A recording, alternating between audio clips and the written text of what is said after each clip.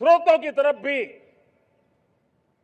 पूरी शक्ति लगाना बहुत जरूरी है और इसलिए ऊर्जा का सही इस्तेमाल बढ़ाते हुए भारत इसी दिशा में आज तेजी से काम कर रहा है। 2014 से पहले, मतलब आज से 12 साल पहले, हमारे देश में सिर्फ 70 शहरों में पाइप से गैस की व्यवस्था थी, पाइप से गैस डिस्ट्रीब्यूशन होता था। 12 साल में इन 70 शहरों को हमने 700 शहरों तक पहुंचा दिया है। ये होती है रफ्तार, ये होता है विस्तार।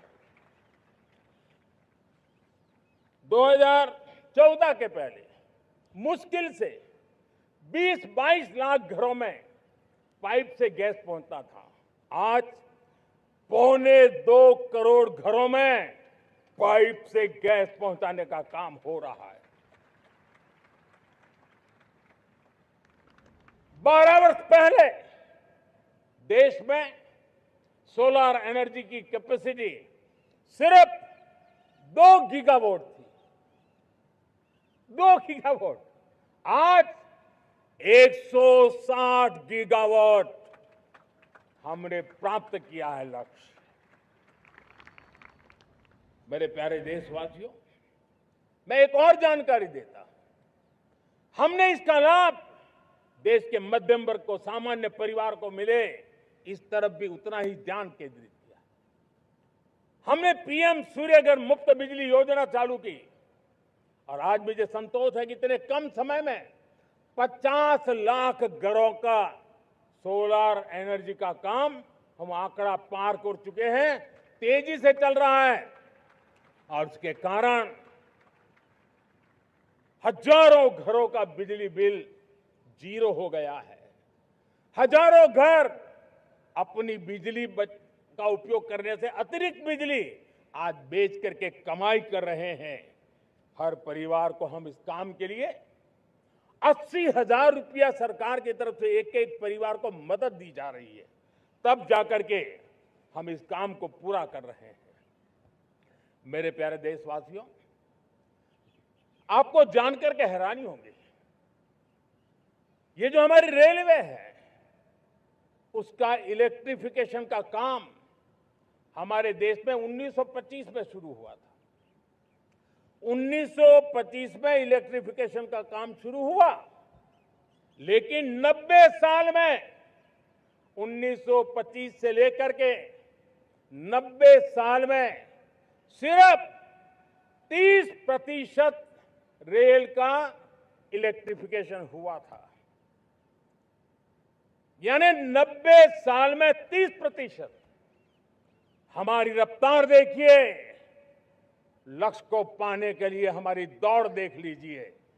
हमने एक दशक के अंदर 100% काम पूरा कर दिया। 90 साल में 30%, 10 साल में 70%, ये होता है काम। और इसके कारण डीजल जो हमें बाहर से लाना पड़ता है उसकी बचत हुई, बिजली से हमारी ट्रेनें चली, पर्यावरण को फायदा होने लगा। मेरे प्यारे देशवासियों, हम यहां से नहीं रुके हैं, हम दुनिया के अंदर पीछे रहना नहीं चाहते। पिछले दिनों आपने खबर सुनी होगी, भारत ने ईंधन का नया क्षेत्र को भी छू लिया है। देश ने पहली हाइड्रोजन से चलने वाली ट्रेन शुरू कर दी है और मुझे खुशी है, ये सबसे लंबी ट्रेन है और सबसे ताकतवर ट्रेन है और दुनिया में हाइड्रोजन ट्रेन के क्षेत्र में भी भारत ने अपना झंडा गाड़ दिया है।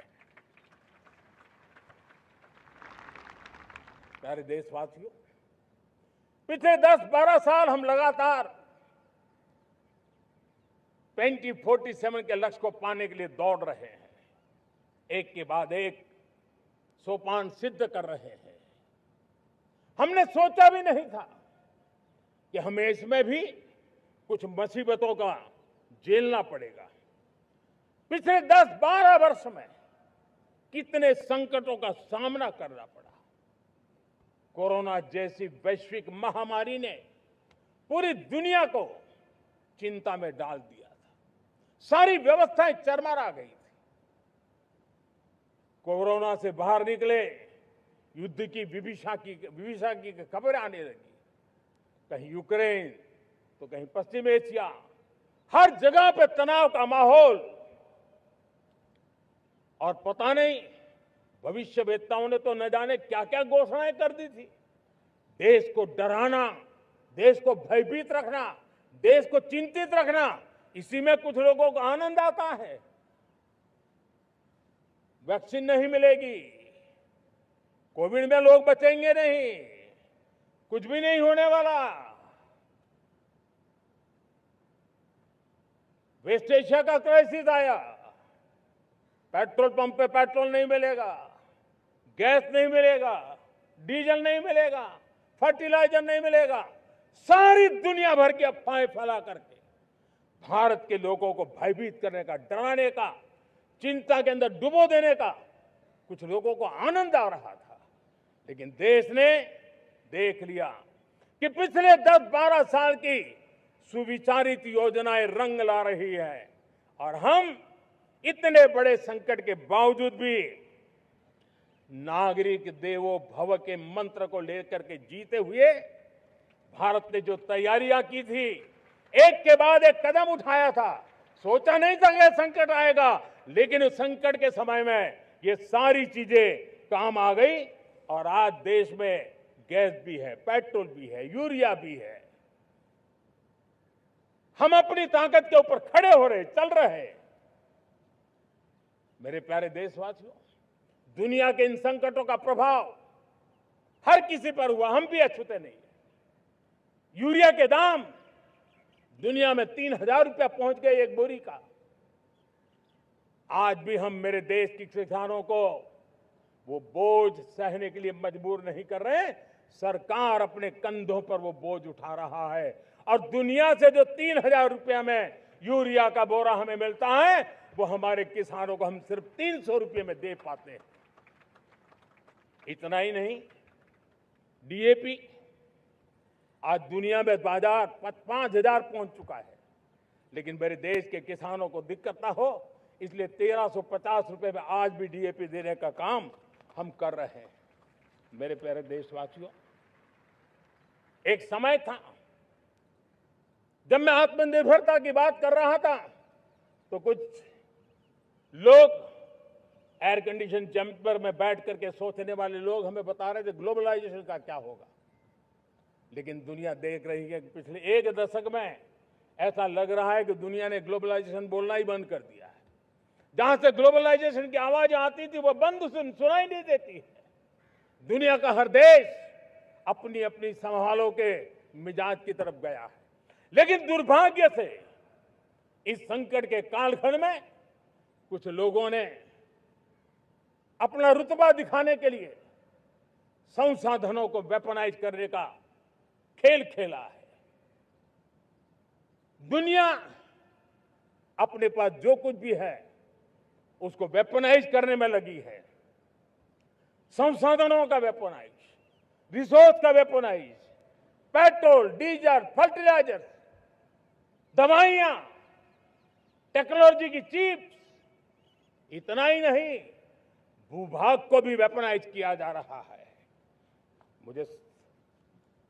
और ऐसे समय अगर हम आत्मनिर्भर के मंत्र को लेकर 10 साल सही दिशा में न चले होते तो हम कल्पना कर सकते हैं कि ऐसी चुनौतियों का मजबूती से मुकाबला कैसे करते हैं।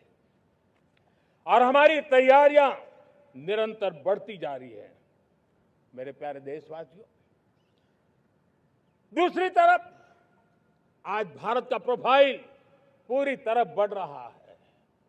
आज भारत दुनिया के लिए एक स्वीकृत और सम्मानीय देश के रूप में बन रहा है।